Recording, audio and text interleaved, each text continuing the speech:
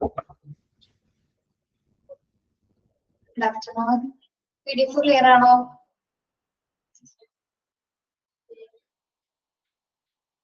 Okay.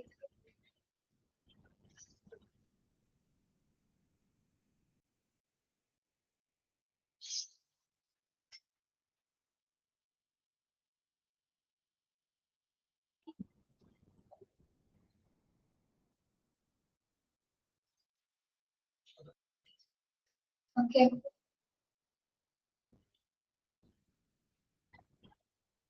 Introduction. Introductionൽ കുറച്ച് pictures കൊടുത്തിരിക്കുന്ന എന്തൊക്കെ ഡിസാസ്റ്റേഴ്സ് ആണ്, നാച്ചുറൽ കലാമിറ്റീസ് ആണ് ഇവിടെ കൊടുത്തിരിക്കുന്നത്. സൈക്ലോൺസ് ഉണ്ട്, എർത്ത്ക്വേക്സ്, ഫയർ, ഫ്ലഡ്.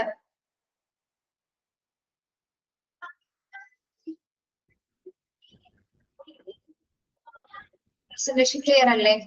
നമ്മുടെ കേട്ടോ.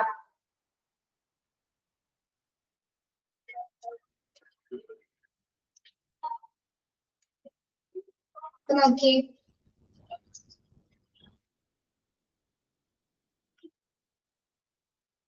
ക്ലിയർ ആണോ?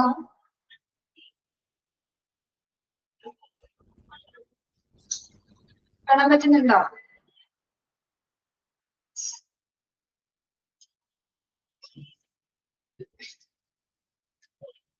Okay. A disaster is a serious problem occurring over a short or long period of time that causes widespread human, material, economic, or environmental loss which exceed the ability of the affected community or society to cope using its own resources. നിങ്ങളുടെ ഡിപ്ലോമയിൽ disaster management പഠിച്ചിട്ടുണ്ടായിരുന്നു അല്ലെ? എനിക്കറിയാം, വാറിന് ശേഷം അല്ലെ, അതായത് next human second problem എന്ന് പറയുന്നത് എന്താണ്? After വാറിന് ശേഷം ഡിസാസ്റ്റർ ആണ് നമ്മൾ കൺസിഡർ ചെയ്യുന്നത് അല്ലെ? ഓക്കെ, അതായത് ചെറിയൊരു പീരീഡ് കൊണ്ട് തന്നെ നമുക്ക് എന്താണ് വളരെ വലിയൊരു എഫക്റ്റ് ആണ് അതിന് ഉണ്ടാക്കാനായിട്ട് പറ്റുന്നത് അല്ലെ? ചെറിയൊരു പീരീഡിലായിരിക്കും ഉണ്ടാകുന്നതെങ്കിൽ കൂടി എന്താണ് എൻവയോൺമെന്റിനും അതേപോലെ തന്നെ മനുഷ്യനും ഒരേപോലെ തന്നെ നാശനഷ്ടങ്ങൾ സംഭവിച്ചുകൊണ്ടാണ് ഡിസാസ്റ്റേഴ്സ് സംഭവിക്കുന്നത്. പലതരത്തിലുള്ള ലോസസ് അതിലൂടെ ഉണ്ടാവുന്ന ഒരു കമ്മ്യൂണിറ്റിനെ തന്നെ നല്ല രീതിയിൽ അത് അഫക്ട് ചെയ്യുന്നു. ഒരു കമ്മ്യൂണിറ്റിയും അതിൽ നിന്ന് ഫ്രീ ആവുന്നില്ല. ഓക്കെ, ആ ഒരു സാഹചര്യത്തില് നമ്മുടെ മാക്സിമം റിസോഴ്സസ് ഉപയോഗിച്ചുകൊണ്ട് അതിന് പ്രൊട്ടക്ട് ചെയ്ത് മാനേജ് ചെയ്യുന്നതിനാണ് നമ്മൾ ഡിസാസ്റ്റർ മാനേജ്മെന്റ് എന്ന് നമ്മൾ കഴിഞ്ഞ ഡിപ്ലോമയിൽ നമ്മൾ പഠിച്ചത് അല്ലെ? ഇത് നിസ്സാര ഒരു പ്രോബ്ലം അല്ല. നമ്മൾ നോക്കുകയാണെങ്കിൽ ഏറ്റവും സീരിയസ് ആയിട്ടുള്ള പ്രോബ്ലം ആണ് എന്ത്? ഡിസാസ്റ്റർ ഉണ്ടാവുന്നത് മാനേജ് ചെയ്യുന്നത്. രണ്ടും ഈക്വലി ഇമ്പോർട്ടന്റ് തന്നെയാണ്. അത് ഉണ്ടാവുന്നതും പിന്നീട് അതിനെ മാനേജ് ചെയ്ത് നമ്മൾ റിക്കവർ ചെയ്ത് വരിക. ഓക്കെ, നമ്മള് ഡിപ്ലോമയിൽ പഠിച്ചിട്ടുണ്ട് WHO ഒരു ഡെഫിനിഷൻസ് അല്ലെ? എന്താണ് WHO പറയുന്നത്? WHO defines a disaster as any occurrence that causes damage, ecological എന്നാണ്, economic അല്ല, ecological destruction, loss of human life and deterioration of health and health service on a scale sufficient to warrant an extraordinary response from outside the affected community or area.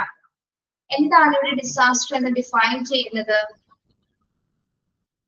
എന്താണ് define ചെയ്യുന്നത്? പഠിച്ചത് ഓർക്കുന്നില്ലേ ഈ ഒരു definition?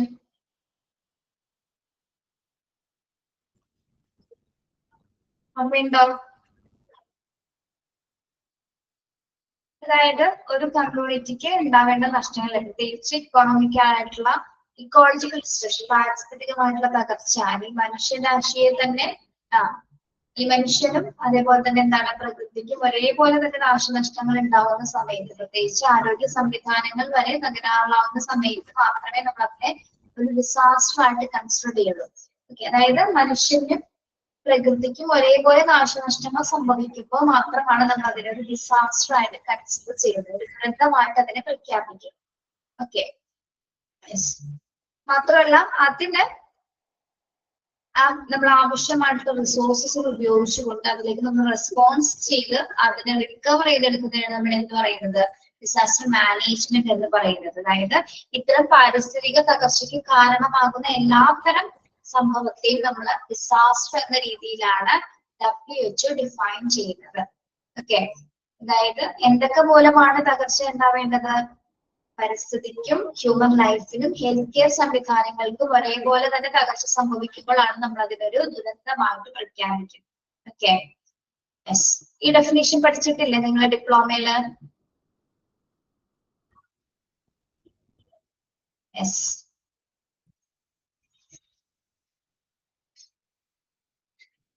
In general, the primary cases of disasters are not preventable.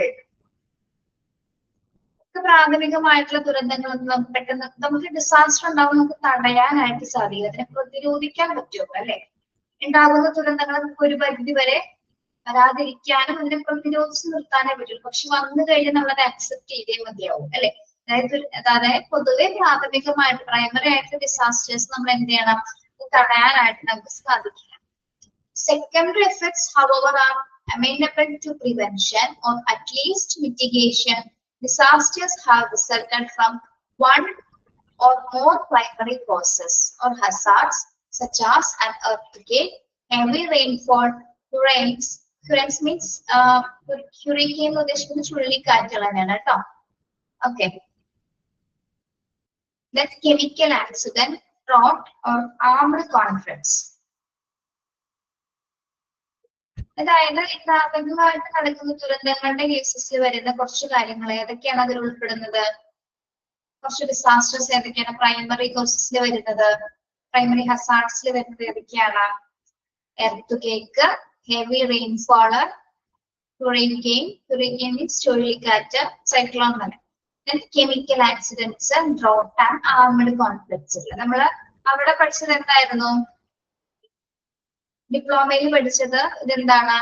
Communal റൈറ്റ്സുകളാണ് അല്ലെ? ലഹളകൾ എന്ന് പറഞ്ഞല്ലേ നമ്മൾ അതിൽ പഠിച്ചത്? ഹ്യൂമൻ റൈറ്റ്സ് എന്ന് പറഞ്ഞല്ലേ പഠിച്ചത്? റൈറ്റുകൾ, ലഹളകൾ അഥവാ കോൺഫ്ലിക്ട്സുകൾ. ഇതെല്ലാം തന്നെ ഏതിലും ഉൾപ്പെടുന്നതാണ്? പ്രൈമറി ഹസാർഡ്സിലെ കാറ്റഗറീസിൽ വരുന്നതാണ്. ഓക്കെ, അത് അണ്ടർലൈൻ ചെയ്തിട്ടുണ്ടേ.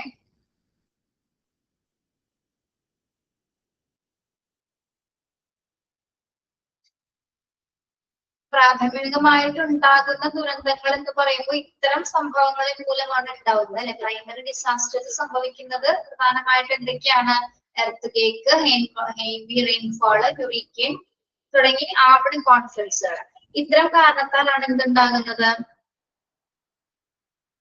പ്രൈമറി ഹസാർഡ്സുകൾ സംഭവിക്കുന്നത്. Some hazards, earthquake and hurricane, kill and injure many people at the time of impact. അതേ സമയം കൊണ്ട് തന്നെ എന്താണ്? പെട്ടെന്ന് ഒരു ഇമ്പാക്ട് ഉണ്ടാവുന്ന രണ്ട് ദുരന്തങ്ങൾ ഏതൊക്കെയാണ്? ഒരേ സമയം പെട്ടെന്ന് ഇമ്പാക്ട് ഉണ്ടാവുന്ന രണ്ട് ദുരന്തങ്ങൾ. ഒരു ദുരന്തം ഉണ്ടാവുമ്പോൾ പെട്ടെന്ന് തന്നെ ഹ്യൂമൻ രാശിനെ നശിപ്പിക്കുന്ന ഒരു ദുരന്തം, രണ്ട് ദുരന്തങ്ങൾ ഏതൊക്കെയാണ്? എർത്തുകേക്കും ചുഴലിക്കാറ്റുകളും അല്ലെ? ഇവിടെ ഒരുപാട് പേരുടെ ജീവൻ അവിടെ നഷ്ടപ്പെടുന്നുണ്ട്. അതേപോലെ തന്നെ എന്താണ്? വലിയൊരു ഇമ്പാക്ട് തന്നെയാണ് സൊസൈറ്റിക്ക് അത് ഉണ്ടാക്കിയെടുക്കുന്നത്. However, the greatest toll on humankind is due to secondary effects such as flooding, fires, farming, and multitude of refugees. ഇനി നമ്മൾ പറഞ്ഞത് പ്രൈമറി ഹസാർഡ്സുകളുടെ കാരണങ്ങളാണ്. ഏതൊക്കെ പ്രൈമറി ഹസാർഡ്സുകളാണെന്നാണ് പറഞ്ഞത്. ഇനി സെക്കൻഡറി എഫക്ട്സുകൾ എന്ന് പറയുമ്പോൾ ഏതൊക്കെയാണ് ഇതിൽ വരുന്നത്? സെക്കൻഡറി ഡിസാസ്റ്റർ എഫക്ട്സുകൾ എന്ന് പറയുമ്പോൾ ഏതൊക്കെയാണ് വരുന്നത്? സെക്കൻഡറി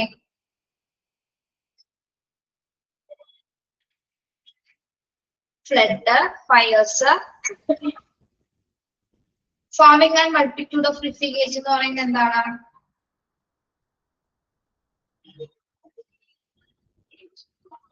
എന്താണ് കേട്ടിട്ടുണ്ടാകാം?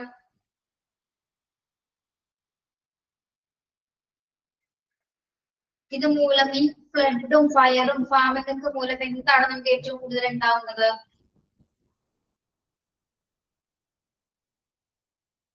ഇതുണ്ടാവുന്നു നാശനഷ്ടങ്ങൾ ഉണ്ടാകുന്നല്ലാതെ മറ്റെന്തുകൊണ്ട് സംഭവിക്കുന്നുണ്ട്?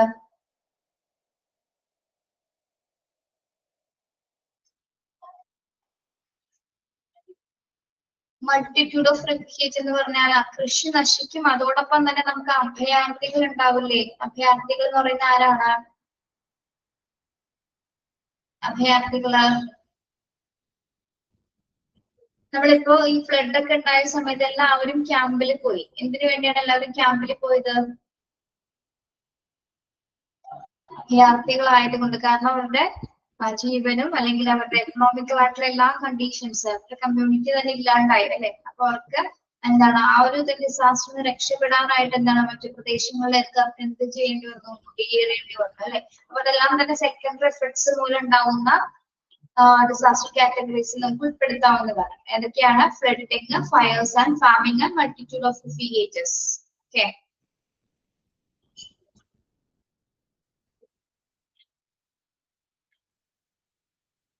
ഇതൊക്കെ എല്ലാം ഇൻട്രൊഡക്ഷൻ ഭാഗമാണ് കേട്ടോ. ഇനി നമ്മൾ ടൈപ്സ് ഓഫ് ഡിസാസ്റ്റേഴ്സ് പഠിച്ചിട്ടുണ്ട് അല്ലെ. എക്സ്റ്റേണൽ ഡിസാസ്റ്റേഴ്സും പഠിച്ചിട്ടുണ്ട്, ഇന്റേണലും പഠിച്ചിട്ടുണ്ട് അല്ലെ. ഏതൊക്കെയായിരിക്കും എക്സ്റ്റേണൽ വരുന്നത്? എക്സ്റ്റേണൽ ഡിസാസ്റ്റേഴ്സ് ഏതൊക്കെയാണ് നിങ്ങൾ പഠിച്ചത്? എക്സ്റ്റേണൽ ഡിസാസ്റ്റേഴ്സ് ഏതൊക്കെയാ? മറന്നുപോയോ?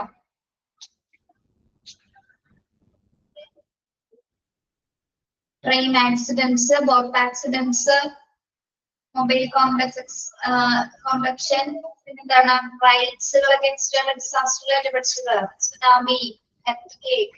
ഓക്കെ, ഇനി ഇന്റേണൽ ഡിസാസ്റ്ററിൽ ഏതൊക്കെയാ വരുന്നത്? Internal ഡിസാസ്റ്ററില് fire,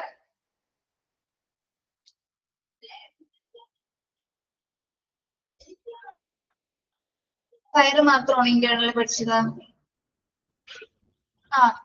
medical gas leakage അല്ലെ. അതൊക്കെ ഇന്റേണൽ ടൈപ്സിൽ ഉൾപ്പെടുന്നതാണ്. ഓക്കെ, ഇനി the needs of disaster affected community depend largely on the following factors. ഇവിടെ വേറെ ക്വസ്റ്റ്യൻസ് ഒന്നും വരാനില്ല കേട്ടോ, അതുകൊണ്ടാണ് ഞാൻ പറയാതിരുന്നത്. അണ്ടർലൈൻ ചെയ്യാനൊന്നുമില്ല ഇവിടെ. WHO ഡെഫിനിഷൻസ് ഓൾറെഡി നിങ്ങൾ പഠിച്ചിട്ടുള്ളതാണ് ഡിപ്ലോമയില്, അതൊന്ന് വേണമെങ്കിൽ ടിക്ക് ചെയ്തിട്ടുള്ളൂ. പിന്നെ ഇപ്പൊ നേരത്തെ നമ്മൾ പറഞ്ഞത് ഏതാണ്? പ്രൈമറി എഫക്ട്സിൽ വരുന്ന പ്രൈമറി കോസസ് അല്ലെങ്കിൽ പ്രൈമറി ഹസാർഡ്സിൽ വരുന്ന ഏതൊക്കെയാണെന്ന് അതിന്റെ പേരുകളൊന്ന് നോട്ട് ചെയ്തിട്ടുണ്ട് കേട്ടോ.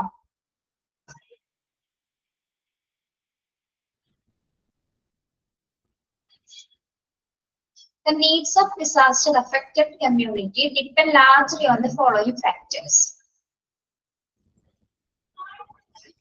Okay. എന്താ പറയുന്നത്? needs of disaster affected community depended largely on the following factors. എന്താണ്? എന്തൊക്കെ ഫാക്ടേഴ്സ് ആണ് ഡിസാസ്റ്റർ അഫക്റ്റഡ് ആയിട്ടുള്ള കമ്മ്യൂണിറ്റിനെ ഡിപ്പെൻഡ് ചെയ്യുന്നത്? ഏതൊക്കെ ഘടകങ്ങളാണ് അതില്? ഒന്ന്, ഏത് തരം ടൈപ്പ് ഡിസാസ്റ്റർ ആണ് സംഭവിച്ചിരിക്കുന്നത്, അതിനനുസരിച്ചിട്ടാണോ നമ്മൾ അതിനെ മാനേജ് ചെയ്യുന്നത് അല്ലെ. ഫ്ലഡ് ആണോ, എർത്ത്ക്വേക്ക് ആണോ, സുനാമി ആണോ? ഓക്കെ, അതിനെ ഡിപ്പെൻഡ് ചെയ്തിട്ടായിരിക്കുമല്ലോ ഡിസാസ്റ്റർ മാനേജ്മെന്റ് നമ്മൾ അതിനെ ആ രീതിയിൽ അതിന്റെ ഓരോന്നിനും ഓരോ പ്രൊസീജിയേഴ്സ് ആണ്. ഫ്ലഡ് ആണെങ്കിൽ നമുക്ക് എന്തൊക്കെ ആവശ്യമുണ്ട്? ഫ്ലഡ് ആണ് വരുന്നതെങ്കിൽ എന്തൊക്കെ പല വിധത്തിലുള്ള സന്നാഹങ്ങൾ ആവശ്യമാണ്. അതേപോലെ തന്നെ എർത്ത്ക്വേക്ക് ആണെങ്കിൽ വ്യത്യാസമുണ്ട് അല്ലെ. ഫ്ലഡിന്റെ അതേ മെഷേഴ്സ് അല്ല നമ്മൾ എർത്ത്ക്വേക്ക് ഉണ്ടാവുന്ന സമയത്ത് സ്വീകരിക്കുന്നത് അല്ലെ. ഭൂകമ്പം ഉണ്ടാവുന്ന സമയത്ത് ഫ്ലഡിന്റെ അതേ മെഷേഴ്സ് ആണ് എടുക്കുന്നത്. ഫ്ലഡും എർത്ത്ക്വേക്കും രണ്ടും രണ്ട് ഡിസാസ്റ്ററുകളല്ലേ. ഓക്കെ, അപ്പൊ ഓരോ ഡിസാസ്റ്ററിനെ ഡിപ്പെൻഡ് ചെയ്തിരിക്കും, ടൈപ്പ് ഓഫ് ഡിസാസ്റ്ററിനെ ഡിപ്പെൻഡ് ചെയ്തിട്ടാണ് നമ്മൾ അത് കൈകാര്യം ചെയ്യുന്നത്. ഒരു ദുരന്തം നടക്കുമ്പോൾ അത് ഏത് തരം ടൈപ്പ് ഓഫ് ഡിസാസ്റ്റർ ആണ് നോക്കിയിട്ടാണ് പിന്നീടുള്ള മാനേജ്മെന്റ് നമ്മൾ ചെയ്യുന്നത് കേട്ടോ. പിന്നെ റിസോഴ്സസ് ഓഫ് ദ കമ്മ്യൂണിറ്റി, പിന്നെ ഡിപ്പെൻഡ് ചെയ്യുന്ന ഫാക്ടർ എന്ന് പറയുന്നത് എന്താണ്? റിസോഴ്സ് ഓഫ് ദ കമ്മ്യൂണിറ്റി എന്ന് പറയുന്നത് എന്തൊക്കെയാണ്? റിസോഴ്സസ്. അപകടം നടന്നു കഴിഞ്ഞാൽ നമ്മൾ ഡിപ്പെൻഡ് ചെയ്യേണ്ട മറ്റ് റിസോഴ്സസുകൾ ഏതൊക്കെയാണ്? കമ്മ്യൂണിറ്റി റിസോഴ്സസുകൾ എന്ന് പറയുമ്പോൾ ലോക്കൽ ഇൻഫ്രാസ്ട്രക്ചേഴ്സ് ആവശ്യമാണ് അല്ലെ. നമുക്ക് താൽക്കാലികമായിട്ടുള്ള അടിസ്ഥാന സൗകര്യങ്ങൾ ആവശ്യമല്ലേ. ആ ഒരു കമ്മ്യൂണിറ്റിക്ക് പലതും നഷ്ടപ്പെട്ടിട്ടാണ് അവർക്ക് ആ ഒരു സിറ്റുവേഷൻ ഉണ്ടായിരിക്കുന്നത്. അപ്പൊ അവരെ രക്ഷിച്ചതിന് ശേഷം നമ്മൾ അവർക്ക് എന്താണ് ആവശ്യമായിട്ട് വേണ്ടത്? കമ്മ്യൂണിറ്റി റിസോഴ്സസ് ആവശ്യമാണ്. ഷെൽട്ടറിന് ആവശ്യമായിട്ടുള്ള പ്രത്യേകിച്ച് ലോക്കൽ ഇൻഫ്രാസ്ട്രക്ചർ. ലോക്കൽ ഇൻഫ്രാസ്ട്രക്ചർ എന്ന് പറഞ്ഞാൽ എന്താണ്? നമ്മുടെ ബേസിക് ആയിട്ടുള്ള ആവശ്യങ്ങൾ, ഗേൾസ് ആണെങ്കിൽ ബോയ്സ് ആണെങ്കിലും അവർക്ക് വേണ്ട, ഏജ്ഡ് ആയിട്ടുള്ള ആൾക്കാരാണെങ്കിൽ അവർക്ക് വേണ്ട ബേസിക് റിസോഴ്സസ് അവൈലബിൾ ആവണം അല്ലെ. പിന്നെ മറ്റ് സർവീസസുകൾ അവൈലബിൾ ആയിരിക്കണം അല്ലെ. മറ്റ് സർവീസസ് എന്ന് പറയുമ്പോൾ എന്തൊക്കെ വരുന്നതില്ല? എസ്പെഷ്യലി ഹോസ്പിറ്റൽ അല്ലെ. എസ്പെഷ്യലി ഹോസ്പിറ്റൽ സർവീസസ് ആവശ്യമാണ്. പിന്നെ മറ്റ് അവർക്ക് വേണ്ട എല്ലാ റിസോഴ്സസുകളും, ഫുഡ് അടക്കം എല്ലാ റിസോഴ്സസും അവർക്ക് ആവശ്യമായിട്ട് വരുന്നത്. It's degree of preparedness. It's degree of preparedness. നമ്മൾ നേരത്തെ പറഞ്ഞതുപോലെ ഈ ടൈപ്പ് ഓഫ് ഡിസാസ്റ്റർ ഏതാണെന്ന് നോക്കിയാൽ മാത്രമേ അതിനനുസരിച്ച് നമുക്ക് എന്താകാൻ പറ്റുള്ളൂ? പ്രിപ്പയർഡ് ആവാൻ സാധിക്കുകയുള്ളൂ അല്ലെ. ഫ്ലഡ് ആണോ, എർത്ത് ആണോ, സുനാമി ആണോ, സൈക്ലോൺ ആണോ, അത് ഏത് തരം ടൈപ്പ് ആണെന്ന് അതിനനുസരിച്ച് മാത്രമേ നമുക്ക് അതിന്റെ തയ്യാറെടുപ്പ് നടത്താനായിട്ട് സാധിക്കൂ. Okay, yes. Then the stages in the disasters evolution. എന്താണ് അടുത്ത ഡിപ്പെൻഡ് ചെയ്യുന്ന ഫാക്ടർ എന്ന് പറയുന്നത്? ഏതാണ്? The stages in the disasters evolution. ദുരന്ത പരിണാമത്തിന്റെ ഘട്ടം എന്ന് ഉദ്ദേശിക്കുന്നത് എന്തായിരിക്കും?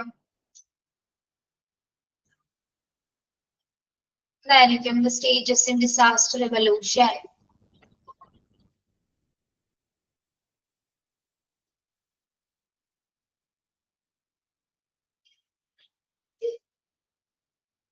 എന്തായിരിക്കും? പ്രസ്റ്റീജ് ആണോ? എങ്ങനെ പ്രസ്റ്റീജ്?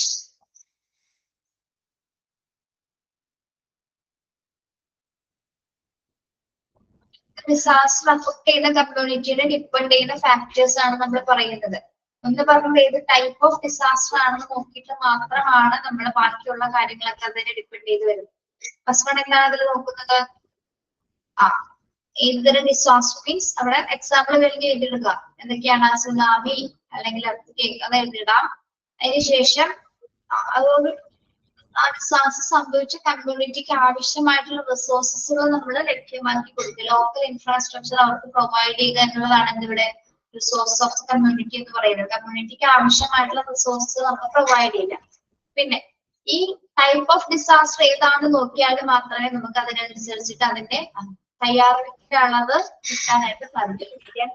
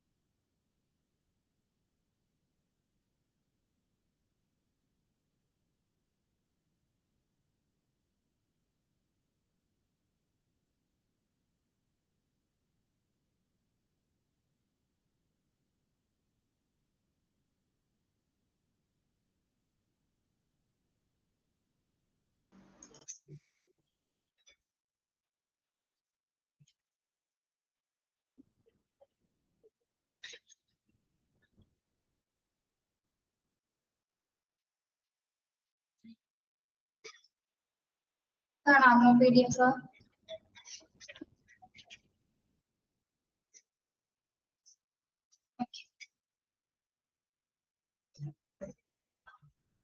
എന്താണ് ഫോർത്ത് വൺ കിട്ടിയോ എന്താണെന്ന്? The stages in the disaster evolution എന്ന് പറഞ്ഞാൽ എന്താണ്? ദുരന്തത്തിന്റെ പരിണാമഘട്ടം. അത് എവിടെ മുതലാണ് അത് സ്റ്റാർട്ട് ചെയ്തിരിക്കുക, അതിനെ ഡിപ്പെൻഡ് ചെയ്തുകൊണ്ടിരിക്കും.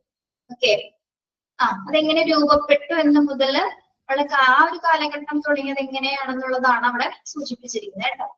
അപ്പോ the needs of disaster affected community depend largely on the following factors. അതായത് ഈ ഡിസാസ്റ്റർ കമ്മ്യൂണിറ്റിനെ അഫക്ട് ചെയ്തിരിക്കുന്ന പ്രധാന ഫാക്ടേഴ്സിൽ ഒന്നാണ് അതിന് ഏത് ടൈപ്പ് ആണ്, ഏത് രീതിയിൽ റിസോഴ്സസ് ആണ് നമ്മൾ അവൈലബിൾ ചെയ്യേണ്ടത്, പിന്നെ അതിനനുസരിച്ചുള്ള പ്രിപ്പയർനെസ്, പിന്നെ ആ ദുരന്തം എവിടെ നിന്നാണ് ആരംഭിച്ചിരിക്കുന്നത്, അതിന്റെ തുടക്കം മുതൽ എങ്ങനെയാണ് അതെന്നുള്ളത് നോക്കിയിട്ടാണ് നമ്മൾ ഇതിനെല്ലാം അതുമായി ബന്ധപ്പെട്ടുള്ള കാര്യങ്ങൾ ചെയ്തു തീർക്കുന്നത്. Okay,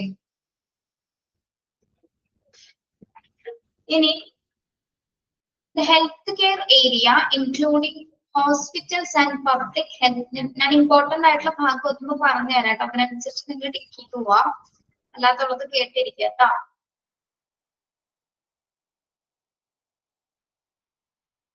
okay,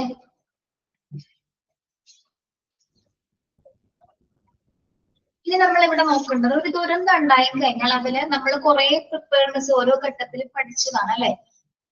disaster, pre disaster ഫേസിൽ എന്തൊക്കെ ചെയ്യണം, ഡിസാസ്റ്റർ ഫേസിൽ എന്തൊക്കെ ചെയ്യണം, പോസ്റ്റ് ഡിസാസ്റ്റർ ഫേസിൽ എന്തൊക്കെ ചെയ്യണം അല്ലെ എന്നുള്ള കാര്യങ്ങൾ. അതായത് ഒരു ദുരന്തം ഉണ്ടാവുമ്പോൾ സ്വീകരിക്കേണ്ട നടപടിക്രമങ്ങളെ കുറിച്ചിട്ട് നമ്മൾ പഠിച്ചിട്ടുണ്ട്. ഓക്കെ, ഇവിടെ എന്താ പറയുന്നത്?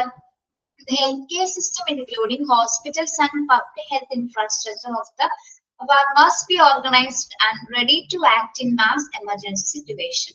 അപ്പൊ ഇത്തരം സന്ദർഭം ഉണ്ടാവുന്ന സമയത്ത് ഏറ്റവും കൂടുതൽ പ്രിപ്പയർഡ് ആയിട്ടിരിക്കേണ്ട രണ്ട് പ്രധാന മേഖലകളാണ് ഒന്ന് hospitals and public health infrastructures. Okay, അതെപ്പോഴും തന്നെ ഒരു മാസ് എമർജൻസി സിറ്റുവേഷൻ, നമ്മൾ മാസ് കാഷ്വാലിറ്റി ഇൻസിഡൻസ് ഒക്കെ പഠിച്ചാൽ അല്ലെ, അതായത് പേഷ്യൻസിന്റെ ഒരു ഓവർഫ്ലോ ആയിരിക്കും ആ ഒരു സമയത്ത് ഉണ്ടാവുന്നത്. അതിനുവേണ്ട എല്ലാ റിസോഴ്സസും ഹോസ്പിറ്റൽസിൽ പ്രിപ്പയർഡ് ആയിരിക്കണം, എല്ലാ റിസോഴ്സസും സ്റ്റാഫുകളും നല്ല രീതിയിൽ അവൈലബിൾ ആയിരിക്കും. നമ്മൾ പ്രിപ്പയർഡ് ആയിരുന്നാൽ മാത്രമേ ആ ഡിസാസ്റ്റർ നമുക്ക് പ്രോപ്പർ ആയിട്ട് മാനേജ് ചെയ്യാനായിട്ട് സാധിക്കൂ.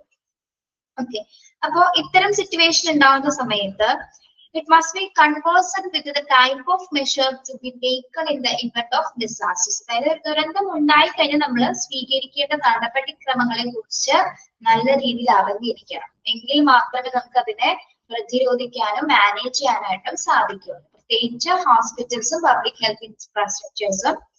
പ്രത്യേകിച്ച് ഹോസ്പിറ്റലിൽ നമ്മൾ പഠിച്ചതാണല്ലോ ഏതൊക്കെ ഘട്ടത്തിൽ ഏതൊക്കെ സ്റ്റാഫുകളെ നിരത്തിക്കൊണ്ടാണ് നമ്മളത്, അല്ലെങ്കിൽ ഇൻസിഡന്റ് കമാൻഡ് നിർദ്ദേശിക്കുന്ന നിർദ്ദേശങ്ങൾ അനുസരിച്ച് എങ്ങനെയൊക്കെയാണ് ഓരോ ഡിപ്പാർട്ട്മെന്റ്സും കൈകാര്യം ചെയ്യേണ്ടത്, ട്രയേജ് ചെയ്യേണ്ടത്, പേഷ്യൻസിനെ ട്രയേജിലേക്ക് മാറ്റേണ്ടത്, ഓരോ കാറ്റഗറി അനുസരിച്ച് നമ്മൾ പല ഏരിയാസിലേക്ക് മാറ്റില്ലേ.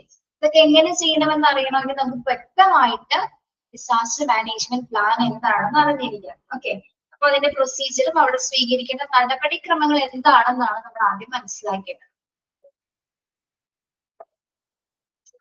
District medical and health authorities play central role in planning and management of health service on area wide basis for disasters. Hospital and health centers participate in the local medical effort. ഇനി ഈ ഒരു ഭാഗം underline ചെയ്യണേ. അതായത് ഈ ഒരു ഘട്ടത്തില് ഏറ്റവും മേജർ ആയിട്ടുള്ള ഒരു റോള് വഹിക്കുന്നത് പ്രധാനമായിട്ട് ആരൊക്കെയാണ്? District medical and health authorities. District medicals and health authorities.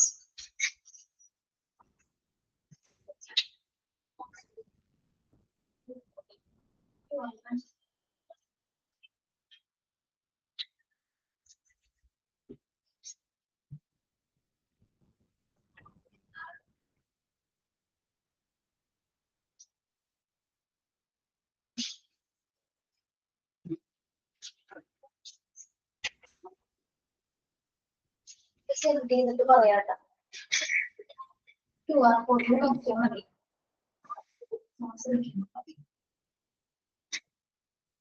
Yes, ഇപ്പൊ മേജർ റോള് വഹിക്കുന്ന സെൻട്രൽ അതോറിറ്റീസ് ഏതൊക്കെയാണ്? District medical and health authorities play a central role in planning and management of health service and health services of disaster. അതായത് disaster നടക്കുന്ന സമയത്ത് ഏറ്റവും major ആയിട്ടുള്ള ഒരു role വഹിക്കുന്നത് ആരൊക്കെയാണ്?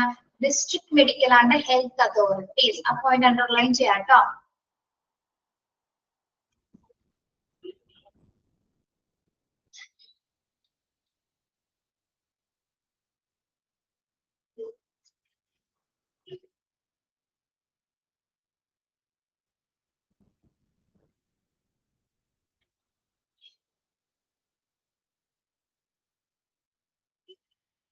Okay.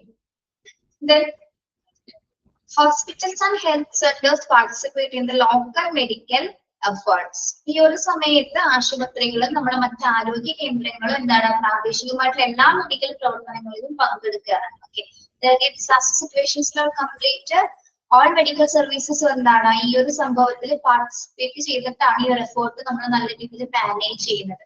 അതിൽ ഏറ്റവും ഇമ്പോർട്ടന്റ് വഹിക്കുന്ന രണ്ട് പ്രധാനപ്പെട്ട അതോറിറ്റീസ് ആണ് ആരൊക്കെ? District medical and health authorities. Okay,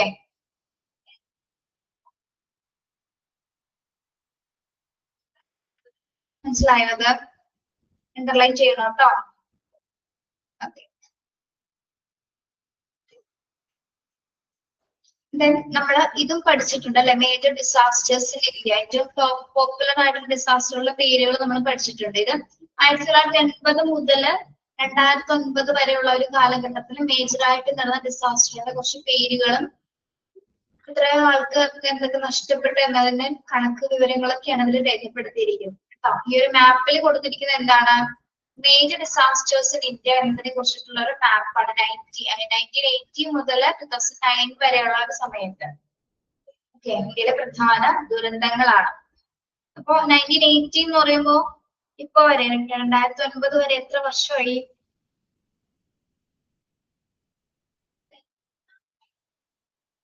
13 years. There has been 5-fold increases in the frequency of disasters.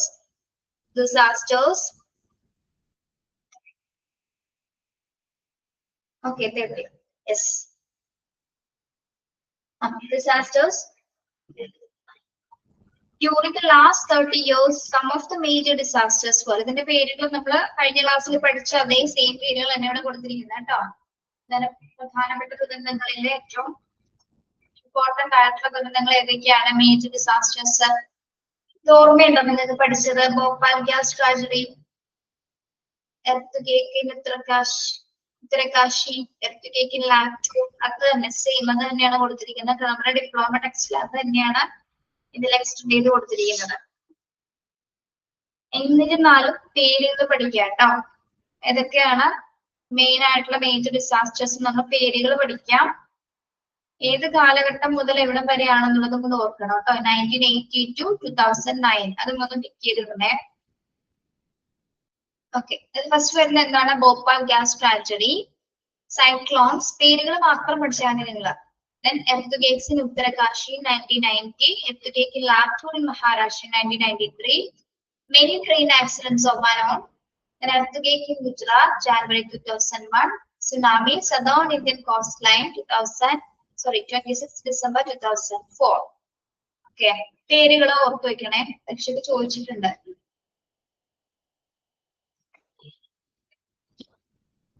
Okay, major disasters ഏതൊക്കെയാണെന്ന് മനസ്സിലായോ?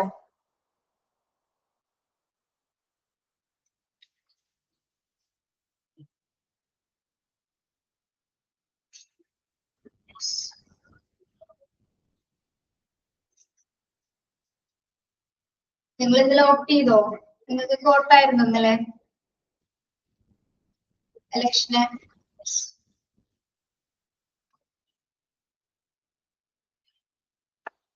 ചെയ്തു. Okay,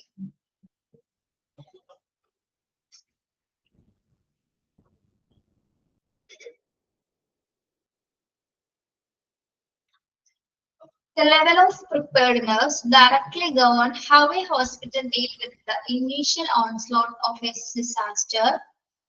A well-prepared, well-informed hospital will already know what is needed and will be able to provide crucial information and effectively implement essential relief programs. എന്താ പറയുന്നത് ഇവിടെ?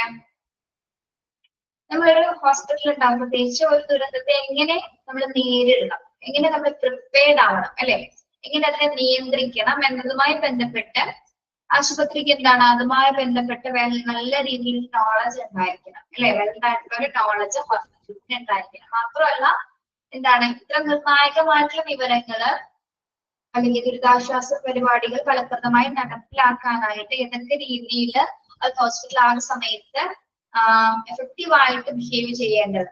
Okay, ഇവിടെ main ആയിട്ട് മനസ്സിലാക്കേണ്ടത് ദുരന്തം ഉണ്ടാവുന്ന സമയത്ത് നമ്മൾ അതിനെ ഇങ്ങനെ നേരിടണം.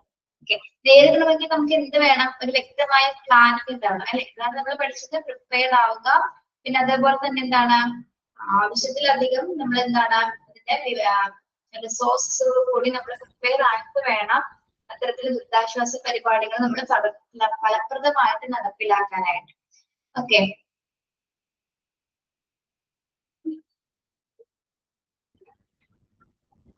ഓരോ ഹോസ്പിറ്റലിലും ഇത്തരം സിറ്റുവേഷൻ ഉണ്ടാവുന്ന സമയത്ത് എങ്ങനെ പ്രിപ്പയർഡ് ആവണം അല്ലെ? അതായത് നന്നായി തയ്യാറാവാനായിട്ടും അത് മാത്രമല്ല അതുമായി ബന്ധപ്പെട്ട എല്ലാ വിവരങ്ങളും ഇതിനകം അവർക്ക് വ്യക്തമായിട്ട് ചെയ്യാനായിട്ട് പറഞ്ഞിരിക്കുക. അതിന് വേണ്ടിയിട്ടാണ് നമ്മൾ ഹോസ്പിറ്റലിൽ എന്ത് കണ്ടക്ട് ചെയ്യുന്നത്? ഡിസാസ്റ്റർ മാനേജ്മെന്റുമായി ബന്ധപ്പെട്ടിട്ടുള്ള മോക്ക് ഡ്രിൽസുകൾ അല്ലെങ്കിൽ അതുമായി ബന്ധപ്പെട്ട പ്ലാൻസുകളൊക്കെ ഓരോ ഡിപ്പാർട്ട്മെന്റ് വൈസ് ആയിട്ട് നമ്മൾ കണ്ടക്ട് ചെയ്യുന്നത്. Then must can be done both to prevent and reduce the negative impact of disasters on health at the local level during the various stages in the evolution of disaster. നമുക്കറിയാം ദുരന്തത്തിന്റെ 3 ഘട്ടങ്ങളിലും അല്ലെ, നമ്മുടെ pre disaster, disaster phase, post disaster. നിങ്ങൾ ഈ 3 ഘട്ടങ്ങൾ പഠിച്ചവരാണ് അല്ലെ? 3 ഘട്ടത്തിൽ എന്തൊക്കെ പോളിസീസ് ആൻഡ് പ്രൊസീജിയേഴ്സ് അല്ലെ? അതായത് പ്രത്യേകിച്ച് ഈ 3 ഘട്ടങ്ങളിൽ നമുക്ക് എന്താണ് ആരോഗ്യത്തെ അനുകൂലമായിട്ടും പ്രതികൂലമായിട്ടും ഉണ്ടാക്കുന്ന പല കാര്യങ്ങൾ ഉണ്ടാവാറുണ്ടല്ലേ? അപ്പൊ അത്തരം സ്റ്റേജസിനൊക്കെ മറികടന്നിട്ടായിരിക്കണം നമ്മള് ആ ഒരു ദുരന്തത്തിന്റെ പരിണാമഘട്ടത്തെ കടന്നു പോകേണ്ടത്. ഓക്കെ, അപ്പൊ ഇത് നിസ്സാരമായ ഒരു കാര്യമല്ല. അതിന് വെൽഡ് ആയിട്ടുള്ള പ്രിപ്പയർനെസ്സും അതിനാവശ്യമായിട്ടുള്ള റിസോഴ്സസ് ഒക്കെ ഉണ്ടെങ്കിൽ മാത്രമേ നമുക്ക് അതിനെ നല്ല രീതിയിൽ ആ ഒരു ഡിസാസ്റ്റർ നമുക്ക് മാനേജ് ചെയ്ത് കൺട്രോൾ ചെയ്ത് കൊണ്ടുപോകാനായിട്ട് സാധിക്കും. ഓക്കെ, പ്രത്യേകിച്ച് പ്രാദേശികമായിട്ടുള്ള തലങ്ങളിൽ negative impact of disaster on health at the local level during the various stages in the evolution of the disasters.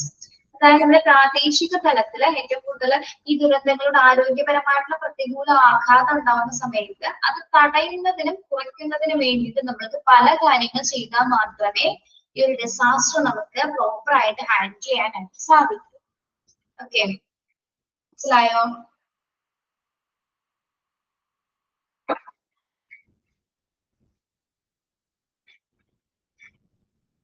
Okay, ഇതെല്ലാം ഇത് ഇൻട്രൊഡക്ഷൻ ഭാഗങ്ങളാണ് ഈ നോക്കിക്കൊണ്ടിരുന്നത് നമ്മള്.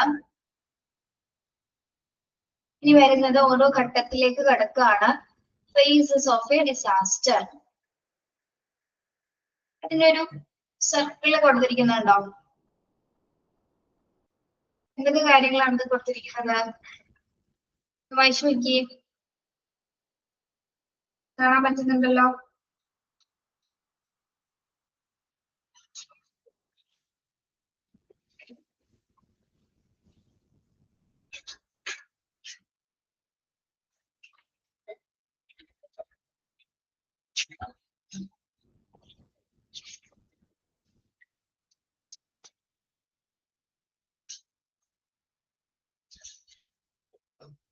ഇതൊക്കെയാണ്. ഇതിൽ ആദ്യത്തെ സ്റ്റെപ്പ് എന്താണ്? പ്രിപ്പയർഡ്നെസ് അല്ലെ? പ്രിപ്പയർഡ്നെസ് എന്താണ്? എങ്ങനെയാണ് ഈ ഒരു ചാർട്ട് പോകുന്നത്? ഫസ്റ്റ് സ്റ്റെപ്പ് എന്താണ് ഇതിന്റെ? ഫസ്റ്റ് സ്റ്റെപ്പ്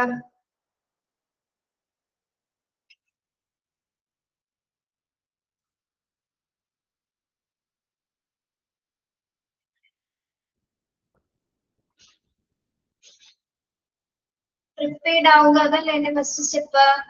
പ്രിപ്പയർഡ് ആവുക, അതിനെ റെസ്പോണ്ട് ചെയ്യുക, അതിനെ പ്രതികരിക്കുക, അത് റിക്കവർ ചെയ്യുക അല്ലെ? അല്ലെങ്കിൽ അതിനെ വീണ്ടെടുക്കുക, അതിനെ പ്രതിരോധിക്കുക, അതിനെ പ്രിവെന്റ് ചെയ്യുക, പിന്നെന്താണ് അതിനെ ലഘൂകരിക്കുക. മിറ്റിഗേഷൻ മീൻസ് ലഘൂകരണം. ഓക്കെ, ഇങ്ങനെയാണ് പോകുന്നത് കേട്ടോ. ഇങ്ങനെ preparedness, response, recovery, prevention and mitigation. Okay, ഇങ്ങനെയാണ് ആ ഒരു പ്രോസസ് പോകുന്നത്. Generally, disaster evolving phase as under. Out of this, reconstruction and rehabilitation phase lasts the longest, depending on the resources of the community and administrative authorities. അപ്പോൾ താഴെ പറയുന്ന ഈ ഘട്ടങ്ങൾ അനുസരിച്ചിട്ടാണ് ഓരോ ഡിസാസ്റ്റേഴ്സും വികസിച്ചു വരുന്നത്. അപ്പോൾ ഇതിൽ ഏറ്റവും നമുക്കറിയാം. നിങ്ങളൊന്ന് നോക്കിയേ, ഈ ഘട്ടത്തിൽ ഏറ്റവും റിസ്ക് പിടിച്ചൊരു ഘട്ടം ഏതാണ്? ഇതിൽ ഏറ്റവും റിസ്ക് ഉള്ള ഒരു ഘട്ടം ഏതാ? ഒരു ദുരന്തം ഉണ്ടാവുമ്പോൾ ഏറ്റവും റിസ്ക് പിടിച്ചൊരു ഘട്ടം ഏതാണ് അവിടെ കൊടുത്തിരിക്കുന്നതിൽ ആ കോൺട്രാക്റ്റില്?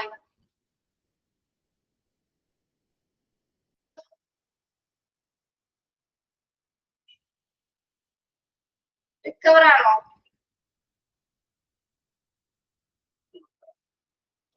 റിക്കവർ ആണോ? ഏതാണ്?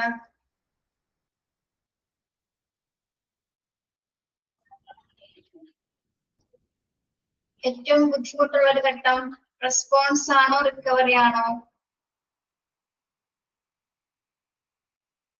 ഈ രണ്ട് ഘട്ടങ്ങളും ഏകദേശം ഒന്ന് തന്നെയല്ലേ?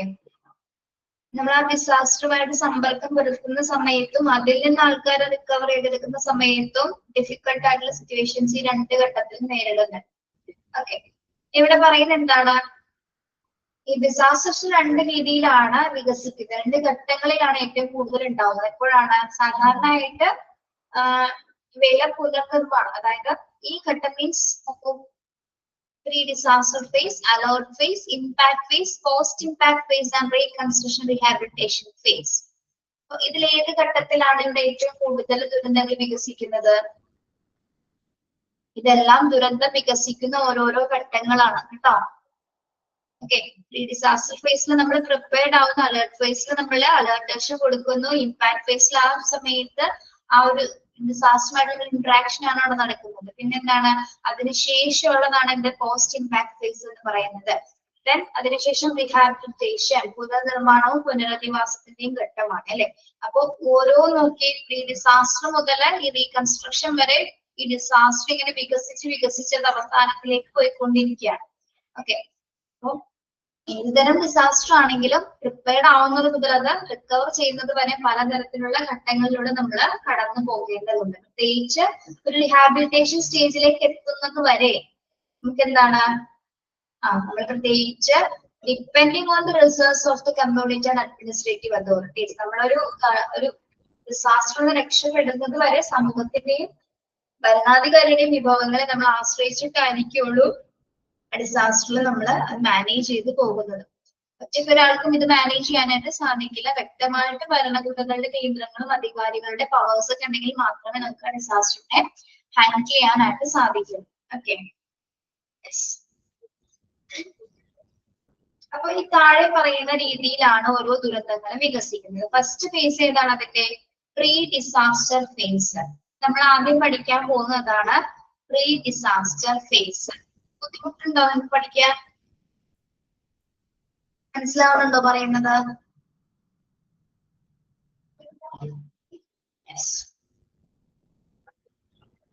നമ്മൾ ഇതിൽ എളുപ്പമായിരുന്നില്ലേ ഡിപ്ലോമയില് ഡിസാസ്റ്റർ?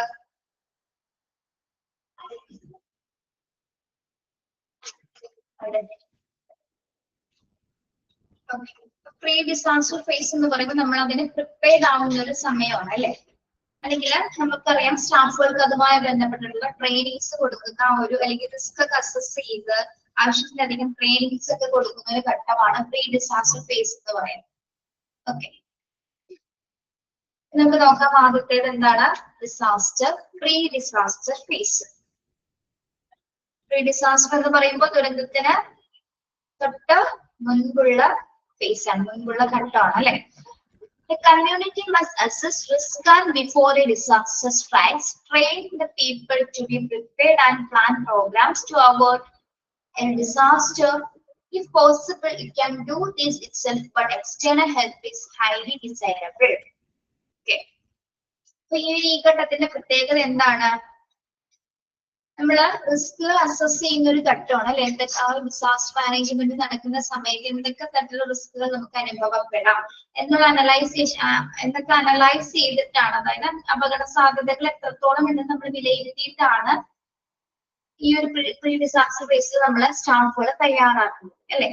അതായത് ഒരു സമൂഹ ദുരന്തം ഉണ്ടാകുന്ന സമയത്ത് അതിന് എന്തൊക്കെ അപകടം ഉണ്ടാവുമെന്ന് നമ്മൾ കൃത്യമായിട്ട് വിലയിരുത്തിയിട്ടുണ്ടായിരിക്കണം. മാത്രമല്ല സ്റ്റാഫുകൾ നമ്മൾ അതിനനുസരിച്ച് പരിശീലിപ്പിക്കണം. അവർക്ക് ആവശ്യമെങ്കിൽ എന്താണ് ദുരന്തം ഒഴിവാക്കാനുള്ള പരിപാടികൾ കൂടി നമ്മൾ ആസൂത്രണം ചെയ്യുക കൂടി വേണം. അതായത് എന്താണ് ഒരു അപകട സാധ്യത ഉണ്ടാവുന്നതിന് മുമ്പ് അതൊന്ന് വിലയിരുത്തുകയും ചെയ്യണം. ഏതൊക്കെ രീതിയിൽ നമ്മൾ സ്റ്റാഫുകളെ പ്രിപ്പയർഡ് ആക്കണം, മാത്രമല്ല സാധ്യമെങ്കിൽ ആ ദുരന്തം നമുക്ക് എങ്ങനെയൊക്കെ ഒഴിവാക്കാൻ പറ്റും എന്നുള്ള കാര്യം കൂടി നമ്മൾ ഈ ഒരു ഘട്ടത്തിൽ ആലോചിക്കേണ്ടതുണ്ട്.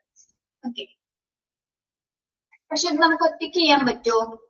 Can do this itself, but external help is highly desirable. നമുക്ക് ഇത് ഒറ്റയ്ക്ക് നേരിടാനായിട്ട് സാധിക്കില്ല. എന്താവശ്യമാണ്? പുറത്തുനിന്നുള്ള സഹായം നമുക്ക് അത്യാവശ്യമാണ്. ഒറ്റയ്ക്ക് ഒരു ഡിസാസ്റ്റർ നമുക്ക് നേരിടാനായിട്ട് സാധിക്കില്ല. അതിന് വലിയ വലിയ സന്നാഹങ്ങൾ ആവശ്യമാണ്, അല്ലെ? ഒരു വലിയൊരു ലോജിസ്റ്റിക് പ്ലാനിങ് തന്നെ നമ്മൾ ഡിപ്ലോമയിൽ പഠിച്ചിട്ടുണ്ട്, അല്ലെ? ലോജിസ്റ്റിക് പ്ലാനിങ്ങില് ആരെയൊക്കെ എത്രത്തോളം സ്റ്റാഫുകൾ നമ്മൾ പ്രിപ്പയർഡ് ആക്കണം, ആൻസിലറി സ്റ്റാഫുകൾ, നഴ്സിംഗ് സ്റ്റാഫുകൾ, പിന്നെ മെഡിക്കൽ ആൻഡ് നോൺ മെഡിക്കൽ സ്റ്റാഫുകളൊക്കെ പ്രിപ്പയർഡ് ആവണമെന്ന് നമ്മൾ പഠിച്ചിട്ടില്ലേ? ഓക്കെ, സെക്യൂരിറ്റി സ്റ്റാഫുകളെല്ലാം തന്നെ പ്രിപ്പയർഡ് ആക്കേണ്ടതുണ്ട്. ഓക്കെ, ആ ഒരു ഘട്ടമാണ് ഇത് പ്രീ ഡിസാസ്റ്റർ ഫേസ് എന്ന് പറയുന്നത്. ഇനി അതിൽ നമ്മൾ ആദ്യം പറഞ്ഞു റിസ്ക് അസസ് ചെയ്യുമെന്ന്, അല്ലെ? എന്താണ് റിസ്ക്? ആ ദുരന്തത്തിന്റെ അപകട സാധ്യത എത്രത്തോളം ഉണ്ടെന്ന് നമ്മൾ വിലയിരുത്താണ്. Aim is to make people both aware of the nature of particular local risk and ready to respond promptly in their area. It is intended to demonstrate those factors that need to be addressed in order to mitigate the effects of disaster.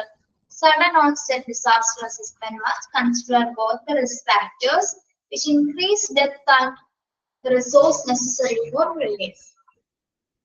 Risk assess ചെയ്യാന്ന് പറഞ്ഞാൽ എന്താണ്? അപകട സാധ്യത വിലയിരുത്തുക, അല്ലെ? നമുക്കറിയാം, ആളുകളും അവരുടെ സ്വഭാവത്തെ കുറിച്ച് നമ്മൾ വ്യക്തമായിട്ട് ബോധവാന്മാരായിരിക്കണം, അല്ലെ? എന്നതാണ് ഏറ്റവും പ്രധാനമായിട്ടുള്ള കാര്യം. പ്രത്യേകിച്ച് ലോക്കൽ ആയിട്ടുള്ള അപകട സാധ്യതകൾ, അങ്ങനെ ലോക്കൽ ഏരിയാസിൽ നടക്കുന്ന നമ്മുടെ ഇപ്പോ ഒരു ദുരന്തം ഉണ്ടാവുമ്പോ കണ്ടിട്ടില്ലേ? ലോക്കൽസിനോട് മാറാൻ പറഞ്ഞാൽ അവിടുന്ന് മാറില്ല, അല്ലെ? അപ്പൊ അവർക്ക് അവരുടെ വീടാണ് വലുത് എന്നൊക്കെ പറഞ്ഞാൽ ദുരന്തം ഉണ്ടാവുന്ന സമയത്ത് അവിടെ പിടിച്ചു നിൽക്കുന്നത് കണ്ടിട്ടില്ലേ നമ്മള്?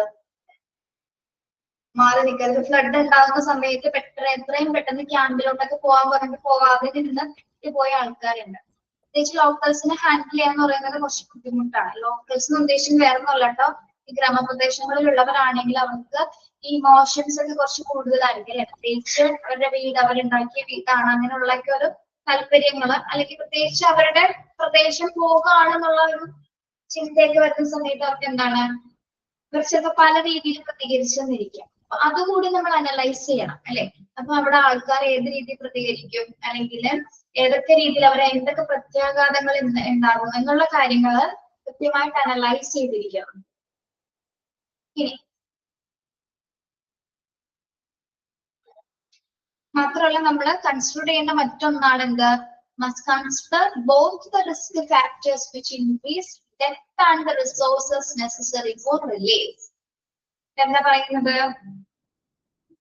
മരണങ്ങൾ ഉണ്ടാകുന്ന അപകട സാധ്യതയല്ലേ നമ്മൾ ആദ്യം അവിടെ കുറയ്ക്കേണ്ടത്, ആണോ?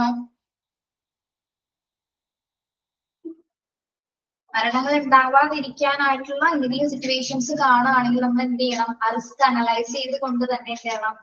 അതിനാവശ്യമായിട്ടുള്ള ദുരന്ത വിഭവങ്ങളും കൂടി നമ്മൾ ആ ഒരു രീതിയിൽ പരിഗണിച്ചിരിക്കുന്നത്. അതായത് ചിലപ്പോ ഡെത്ത് സിറ്റുവേഷൻസ് ഉണ്ടായേക്കാം, അല്ലെ? മരണം കൂടിയേക്കാളുള്ള സിറ്റുവേഷൻസ് ചിലപ്പോ നമ്മളിപ്പോ ആദ്യം പറഞ്ഞില്ലേ, അപകട സാധ്യത നമുക്ക് ഒഴിവാക്കാൻ പറ്റുമെങ്കിൽ ഒഴിവാക്കാവുന്നതാണ്, അല്ലെ? അപ്പൊ ഇത്തരം സാഹചര്യം, പ്രത്യേകിച്ച് നമ്മൾ അത്തരം സാഹചര്യങ്ങൾ ഒഴിവാക്കാനേ ശ്രദ്ധിക്കണം. അപ്പോൾ അസസ് ചെയ്യുമ്പോൾ നമുക്ക് മനസ്സിലാവും ഇന്ന് ഇത്ര ആൾക്കാർ ചിലപ്പോ മരിക്കാനായിട്ടുള്ള സാധ്യതകൾ, ഇത്രയും ഭാഗം ഒഴിഞ്ഞു പോകുമ്പോൾ എന്താണ്, അല്ലെങ്കിൽ ചിലപ്പോൾ ഫ്ലഡ് വളർത്തുകയാണെങ്കിൽ അത്രയും ഭാഗം വീടുകളുള്ളിലേക്ക് പോയേക്കാം. അപ്പൊ ഒരുപാട് ഡെത്ത് ഇൻക്രീസ് ചെയ്യാനായിട്ടും കാരണമായേക്കാം നമുക്ക് അറിയാൻ പറ്റും. അതിനനുസരിച്ചിട്ട് കൂടി നമ്മൾ എന്ത് ചെയ്യണം? അതും ഒരു റിസ്ക് ആണെന്ന് കൂടി നമ്മൾ അസസ് ചെയ്തിട്ട് വേണം മുന്നോട്ട് പോകേണ്ടത്.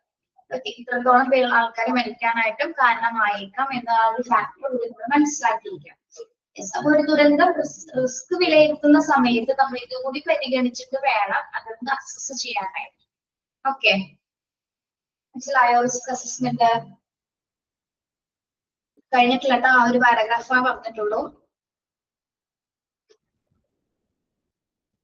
Then the local hospital will have an active role to play both before and after a disaster, because a good state of preparedness may reduce the impact of the disaster. A great number of lives can be saved and many problems of the survival health can be dealt with more efficiently. The hospital is activated and well organized. അറിയാലേ ഒരു ദുരന്തത്തിന് മുൻപും ശേഷവും നമ്മുടെ local ഹോസ്പിറ്റൽസിന് ഒരു പ്രധാനപ്പെട്ട പങ്ക് വഹിക്കുന്നുണ്ട് അല്ലെ. ഇപ്പൊ നമ്മൾ ആ ദുരന്തം ഉണ്ടാവുമ്പോൾ തൊട്ടടുത്ത ഹോസ്പിറ്റലിലേക്ക് ആദ്യം കൊണ്ടുപോകുന്നത് അല്ലെ, അല്ലാതെ ഒരു 10 കിലോമീറ്റർ അപ്പുറമുള്ള ഹോസ്പിറ്റലിലേക്കാണോ? അല്ല, ലോക്കൽ തൊട്ടടുത്ത ഏത് ഹോസ്പിറ്റലാണോ അങ്ങോട്ടേക്കാണ് നമ്മൾ കൊണ്ടുപോകുന്നത്. അതിനാൽ തന്നെ എന്താണ്, ഇത്തരത്തില് ദുരന്തം ഉണ്ടാവുന്ന സമയത്ത് ഇത്തരത്തിലുള്ള പ്രാദേശികമായിട്ടുള്ള ആശുപത്രികള് വലിയ പങ്ക് തന്നെ, സജീവമായിട്ടുള്ള പങ്ക് തന്നെയാണ് വഹിക്കുന്നത്. ഓക്കെ, ഇനി നമ്മൾ റിസ്ക് അനലൈസ് ചെയ്യുമ്പോൾ തന്നെ, റിസ്ക് വിലയിരുത്തുമ്പോൾ തന്നെ നമുക്ക് എന്ത് മനസ്സിലാക്കാൻ പറ്റും? ആ ദുരന്തത്തിന്റെ ആഘാതം നമുക്ക് കുറയ്ക്കാൻ പറ്റും അല്ലെ. ഇങ്ങനെ സംഭവിച്ചേക്കാം, അങ്ങനെ സംഭവിച്ചേക്കാം എന്നൊക്കെ നമ്മൾ വിലയിരുത്തുമ്പോൾ എന്താണ്, അതിന്റെ ഉണ്ടാകാൻ പോകുന്ന ദുരന്തത്തിനെ നമുക്ക് കുറയ്ക്കാനായിട്ട് സാധിക്കും. കുറയ്ക്കാനല്ല, ഒരു പരിധി വരെ അതിന്റെ ഒരു ആഘാതം നമുക്കൊന്ന് ബാലൻസ് ചെയ്യാൻ പറ്റും അല്ലെ. അതിന് വേണ്ടിയിട്ട് കൂടിയാണ് നമ്മൾ എന്ത് ചെയ്യുന്നത്, റിസ്ക് അനലൈസ് ചെയ്യുന്നത്, അല്ലെങ്കിൽ അപകട സാധ്യത നമ്മൾ വിലയിരുത്തുന്നത്. ഓക്കെ, അത് കുറയ്ക്കാൻ വേണ്ടിയിട്ട്, ദുരന്തം ഉണ്ടാകുമ്പോൾ അതിന്റെ ആഘാതം ഇമ്പാക്ട് കുറയ്ക്കാൻ വേണ്ടിയിട്ടാണ് നമ്മൾ ഇത് അനലൈസ് ചെയ്യുന്നത്. ഓക്കെ,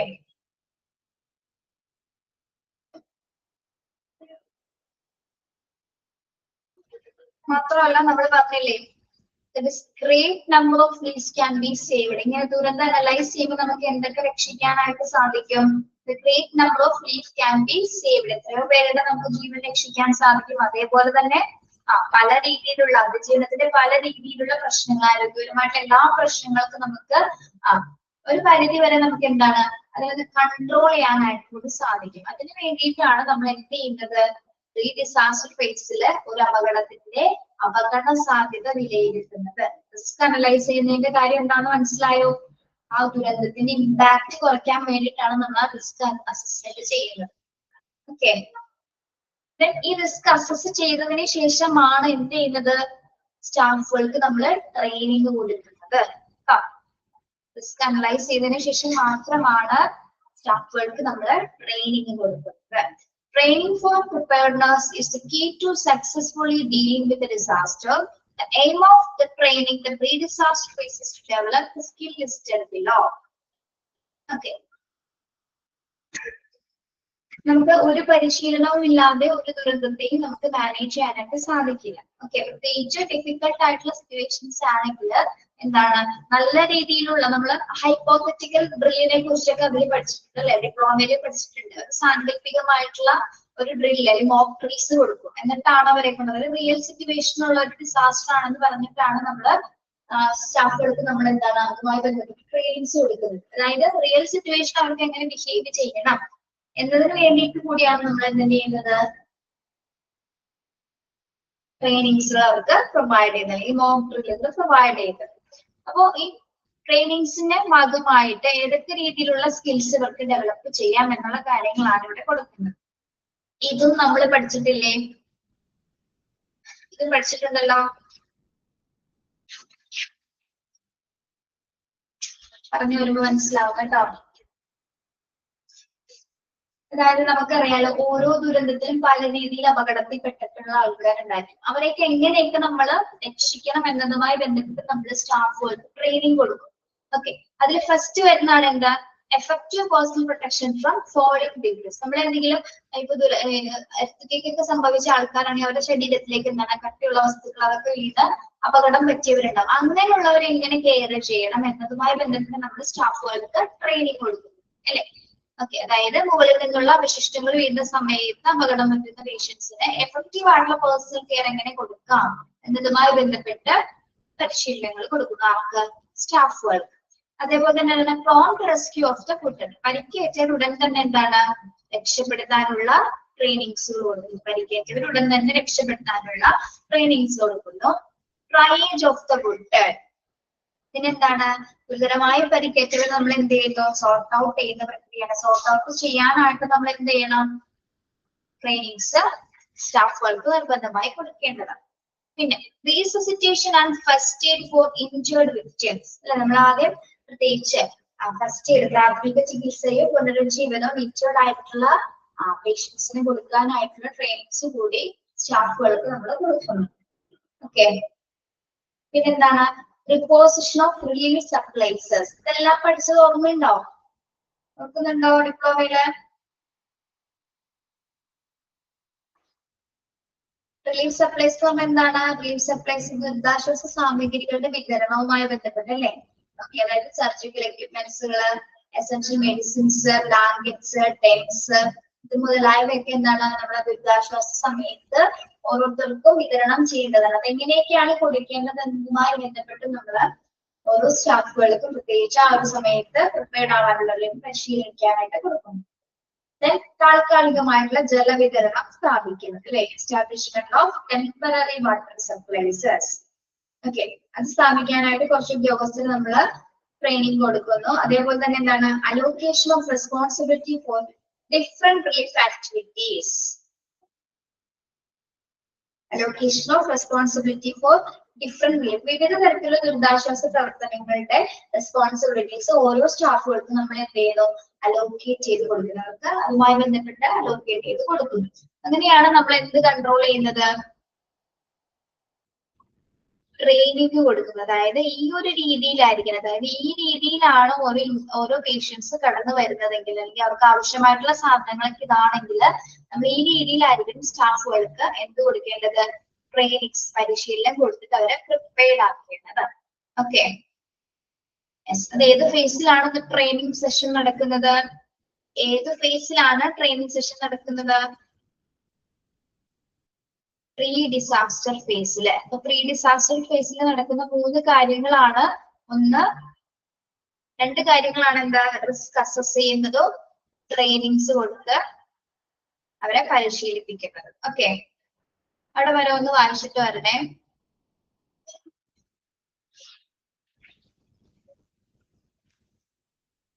അലേർട്ട് വോയിസ് അടുത്ത ക്ലാസ് മുതൽ എടുക്കാം കേട്ടോ. Okay, thank you.